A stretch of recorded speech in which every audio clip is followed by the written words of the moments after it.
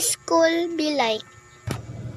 Good morning, ma'am. Good morning, classmate. Nice to see you again. Mabuhay! Mabuhay! Mabuhay!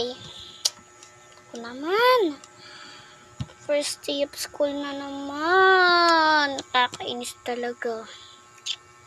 Dapat na lang kasi ako nalang mag-isa para solo na recess. Okay, class, dismiss.